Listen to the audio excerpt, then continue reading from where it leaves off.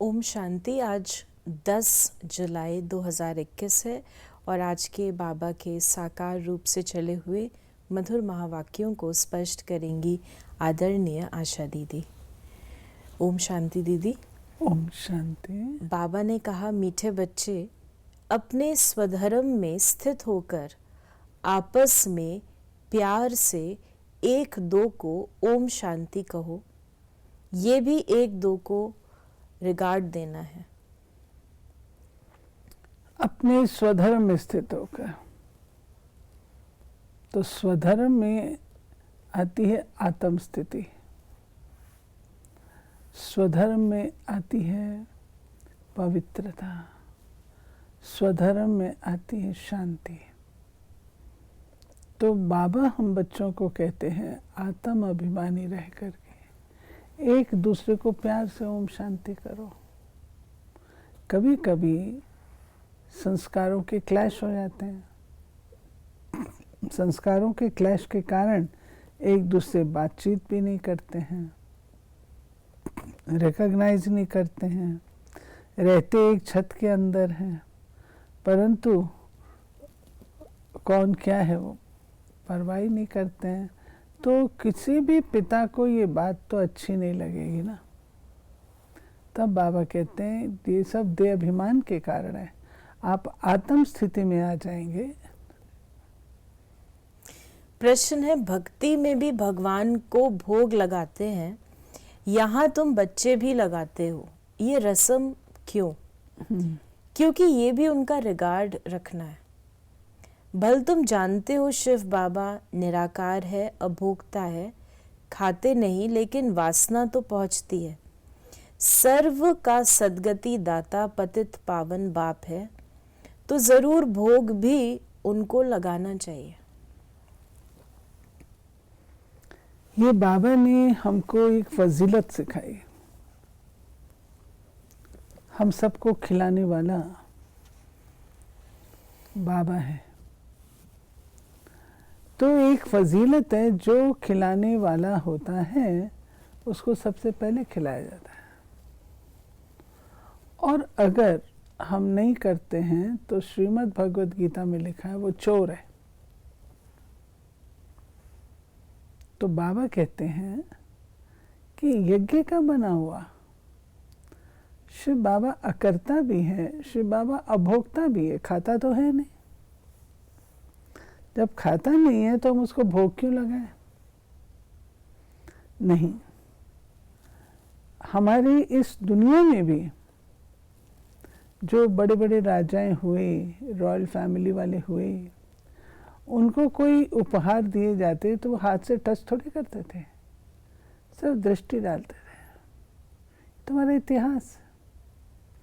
तो शिव बाबा वो खाते नहीं है, वासना भी नहीं लेते हैं, केवल दृष्टि डाल करके उसको शुद्ध करते हैं, उसको शक्तिशाली बनाते हैं, जो हम बच्चे खा करके स्वयं शक्तिशाली बनते हैं। तो बाबा कहते हैं इसलिए भोग लगाना ज़रूरी है। उसमें हमारी मनोवृत्ति क्या रहेगी? शिव बाबा के लिए बना रहे, शिव बाबा के लिए बना रहे। कभी कभी बच्चे ये कहते हैं आज भोग में रसगुल्ला लगाएंगे। बाबा तो खाता नहीं है। आपने लगाने से पहले ही खा लिया। वो वेट कर रहे होते, भोग लग गया क्या? भोग लग गया तो हम फिर खाएं। तो इसको क्या कहेंगे? लेकिन जिसने लगाया, जिसकी भावना, उसका तो पहुंच रहा है, और जो वेट कर रहे हैं भोजन के लिए उनका नहीं पहुंच रहा है। It's like that. बाबा को तो पहुंच रहा है, फिर वो इंडिविजुअल हमारे कर्मों में आ जाता है। फिर बाबा ने कहा कि ज्ञान चंद्रमा भी कहते हैं, बाप ज्ञान सूर्य भी कहते हैं ओम शांति, ज्ञान चंद्रमा भी कहते हैं ओम शांति, ज्ञान सितारे भी कहते हैं ओम शांति। सितारों में सब आ गए। अब तुम बच्चों को अपने स्वधर्म का पता लगा है कि हम शांत स्वरूप और शांति धाम के रहने वाले हैं, ये तुमको निश्चय है। बरोबर कहा भी जाता है, महान आत्मा, पाप आत्मा। आत्मा ही एक शरीर छोड़ दूसरा लेती है, परंतु आत्मा का यथार्थ परिचय कोई को नहीं है। तुम बच्चे जानते हो, हम आत्माओं का बेहद का बाप इस ब्रह्मा तन में आया हुआ है। ब्रह्मा तन में आकर आदि सनातन देवी देवता धर्म की स्थापना करते हैं। फिर बाबा ने कहा, भगवान बाप से सब मांगते हैं कि दुख हरो, सुख दो। जब सुख मिल जाता है तो मांगने की दरकार नहीं रहती। यहाँ मांगते हैं क्योंकि दुख है। तुमको समझाया जाता है भक्ति मार्ग कैसे चलता है। मनुष्य सृष्टि रूपी झाड़ की उत्पत्ति, पालना। ये जो मांगने वाली बात है, ये समझने के बाबा कहते हैं मैं तो दाता हूँ, तुमको वह विधि बताता हूँ जिसके द्वारा तुम अपने आप को इतना समझोस बना लेते हो कि तुमको और कुछ पाने की इच्छा ही नहीं रहती। दाता इतना देता है जो हमें इच्छा मात्रम अविद्या बना देता है। मांगने की तो बात ही छोड़ दीजिए, मांगने की दरकार ही नहीं रहती। बाबा के तुमको मांगना भी तो नहीं आता था, तुमको मांगना भी नहीं आता था कि भगवान से क्या मांगना है। कोई सागर के पास जाए और एक लोटी भर कर के आ जाए, उसको क्या कहेंगे। ऐसे तुम शिव बाबा से क्या चाहते थे, क्या मांगते थे, क्या चाहते हो, वो भी तुमको पता नहीं। वस्तुतः मैं तुमको क्या देता हूँ,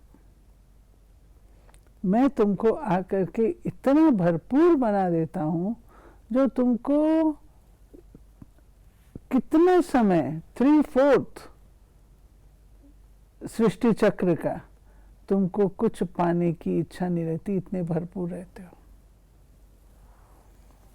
बाबा ने कहा कि अब नव भारत व नई दिल्ली है नहीं। नव भारत में तो इन लक्ष्मी नारायण का राज्य था, अभी उसी ही भारत पर रावण का राज्य है। ये भी लिखना चाहिए, नई दुनिया नई दिल्ली। फिर बाबा ने कहा, मनुष्य सृष्टि रूपी झाड़ की उत्पत्ति, पालना और संहार कैसे होता है, वह ड्रामा का आदि मध्य अंत क्या है। ये है साकारी दुनिया, वो है निराकारी। बाप तुमको युक्ति बतलाते हैं अथवा पुरुषार्थ कराते हैं। सम्मुख भी मिलने आते हो अथवा वहाँ भी बैठकर पढ़ते हो। दिल होती है सम्मुख मिले, वो सम्मुख मिलते हैं मनुष्य से। यहाँ तुम कहेंगे हम जाते हैं शिव बाबा से मिलने। हम भी यहाँ पाठ बजाने आते हैं ना, जिनका नाम है वो ज़रूर पाठधारी भी हैं। भगवान का भी नाम है ना। निराकार शिव को ही भगवान कहा जाता है, और किसको भगवान नहीं कहेंगे। ये बाबा ने कई बार स्पष्ट किया है कि निराकार को ही भगवान की संज्ञा दी जाती है, क्योंकि देहधारी नहीं है।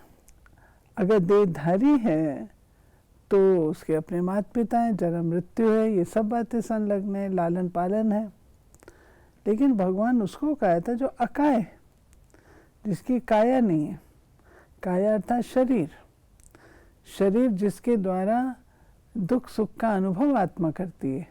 तो शिव बाबा तो ऐसा नहीं, निराकार, भगवान को निराकार ही कहा जाएगा, और देहधारी को भगवान हम लोग कह नहीं सकते, क्योंकि उनके अपने माता पिता हो जाते हैं ना। रुद्र यज्ञ में कितनी आत्माओं की पूजा कर सकते हैं, बच्चे तो ढेर हैं। भगत सब भगवान के बच्चे हैं, बाप को याद करते हैं। बाबा ने समझाया है, शिव बाबा आते ही भारत में हैं। तुम थोड़े बच्चे जो उनके मददगार, खुदाई खिदमतगार बनते हो, उनकी ही पूजा भक्त लोग सालीग्राम बनाकर करते हैं। यज्ञ जो रचते हैं उनमें छोटा यज्ञ भी होता है, बड़ा भी होता है। बड़े साहूकार लोग बड़ा यज्ञ रचते हैं, लाख लाख बनाते हैं। छोटा यज्ञ होगा तो 5-10 हजार बनाएंगे। जैसा जैसा सेठ वैसा यज्ञ, और फिर उतने सालीग्राम बनाते हैं। फिर बाबा ने कहा कि शिव के मंदिर के आगे बैल रखते हैं। मनुष्यों की बुद्धि बिल्कुल ही पत्थर बुद्धि होने के कारण कुछ भी समझते नहीं। बैल शिव के आगे क्यों रखा है? नंदीगण रखते हैं ना। गौशाला नाम सुना है तो बैल रख दिया है। अब बैल पर किसने सवारी की? फिर बाबा ने कहा, ये जो है बैल दिखाना, ये ब्रह्मा बाबा की निशानी है। नंदीगण वह जो कि लोगों को, गण माना पीपल, जो लोगों को आनंदित करे, वो है नंदीगण। तो आनंदित लोगों को करने के निमित्त बन गया ब्रह्मा। शिव बाबा ज्योति बिंदु निराकार, लेकिन करता वो है, लेकिन उसका अनुभव किसके द्वारा करते हैं? ब्रह्मा के द्वारा। इसलिए शिव बाबा के मंदिर में बैल की मूर्ति रख देते हैं, नंदीगण की रख देते हैं, जो कि निशानी है ब्रह्मा बाबा की। बाबा ने कहा कि ये भी पता नहीं कि रावण राज्य कब से शुरू होता है, उनका कोई वर्णन नहीं है। तुम कितनी सेवा करते हो। वो सूर्य, चांद, सितारे आदि तो हैं ही, सतयुग में भी हैं तो अभी भी हैं। उनका बदल सदल नहीं होता। तुम अब निमित्त बने हो भारत को ही फिर से अंधियारे से निकाल रोशनी में लाने। तुम्हारी महिमा है। तुम धरती के सितारे हो।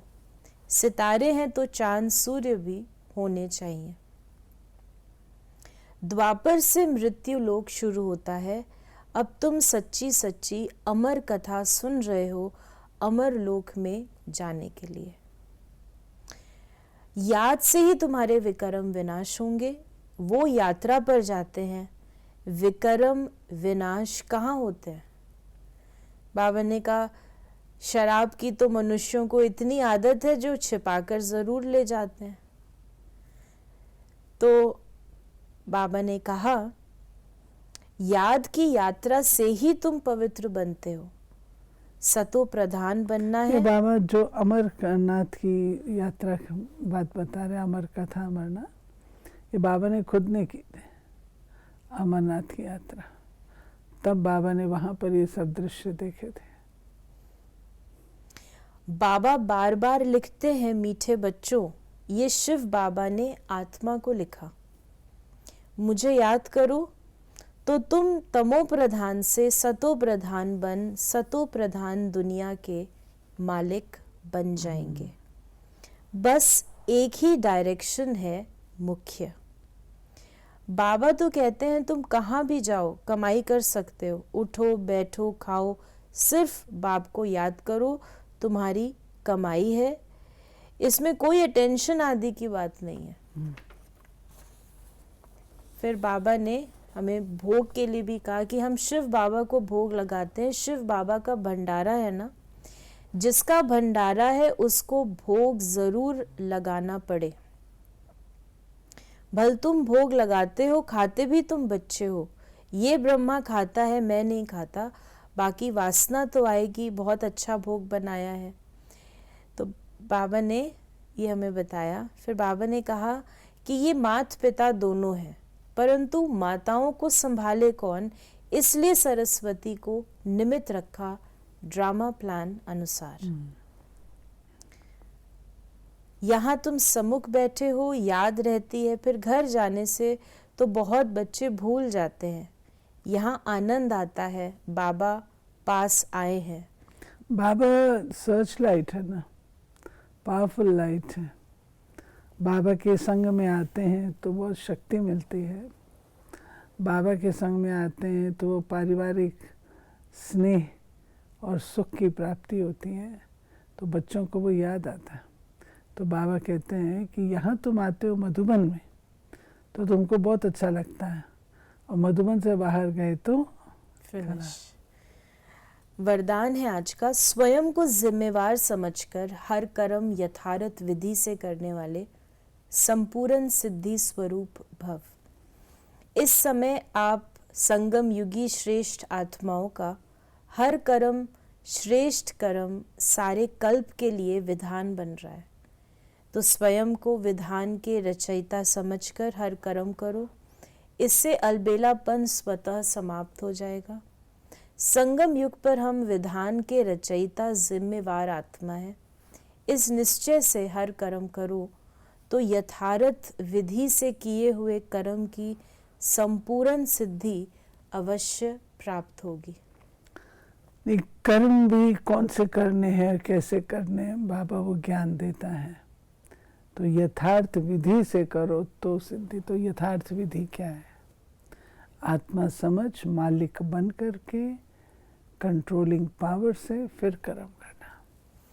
स्लोगन है, सर्वशक्तिवान बाप साथ हो तो माया पेपर टाइगर बन जाएगी। माया पेपर टाइगर है, उसमें कोई शक की बात नहीं। लेकिन बाबा कहते हैं जब सर्वशक्तिमान की स्मृति नहीं रहती है तो वो माया हमको बहुत बड़ा उग्र रूप दिखाती हुई लगती है, ऐसा नहीं। तो ये थे बाबा के आज के महावाक्यों का स्पष्टीकरण। यदि आपके मन में कोई सवाल है तो आप व्हाट्सएप करें 8826599309 पर, और हम आपके प्रश्नों का उत्तर प्रश्नोत्तरी कार्यक्रम में देने का प्रयास अवश्य करेंगे। ओम शांति।